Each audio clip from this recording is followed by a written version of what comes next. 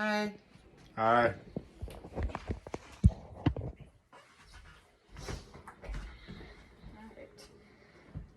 Abuse. They'll manipulate you and lie to you, and when no longer give them that power, they'll try to manipulate your family or the people close to you instead.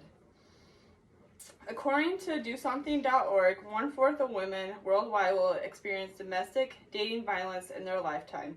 Women between the ages of 20 to 24 are at greater risk of becoming victims of domestic violence.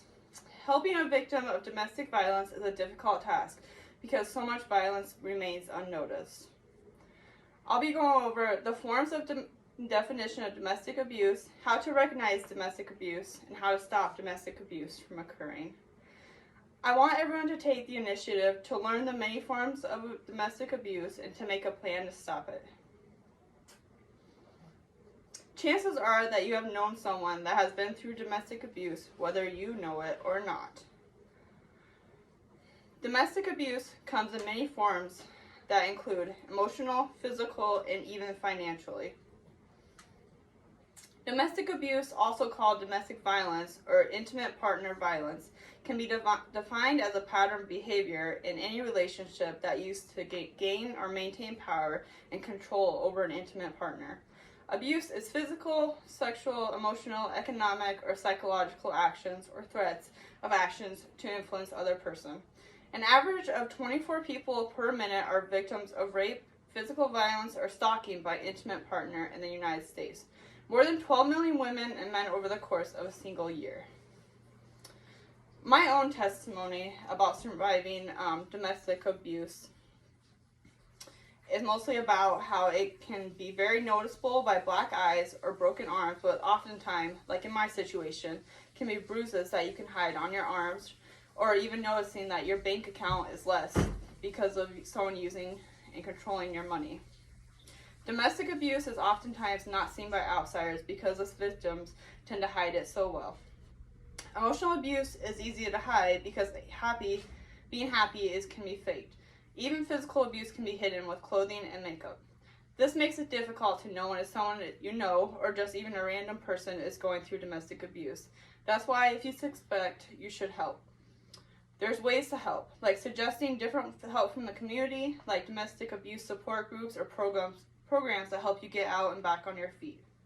It might be difficult to ask questions if you suspect someone is being abused, but it's always better to be safe than sorry. Always ask in a safe environment away from the abuser and try to get help for the victim as fast as possible.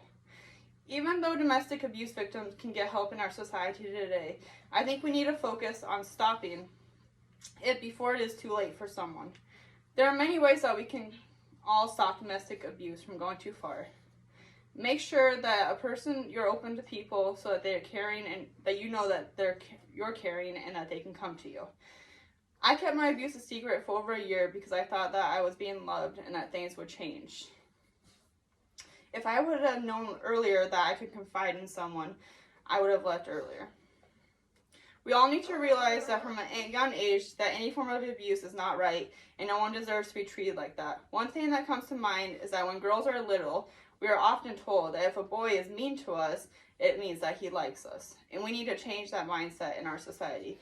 Domestic abuse needs to be talked about more, and there needs to be resources to help victims from the very start of the abuse, rather than just the end, where it can be too late. Domestic abuse oftentimes overlooked because people do not show the normal signs of it, like bruises. It is important to know that it comes in many forms than just physical. We all need to be more open about it by educating younger people about what domestic abuse can look like.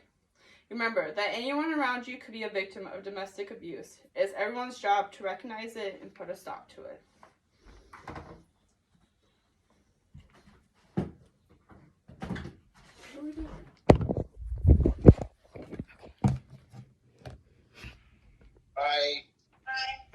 Bye. Bye.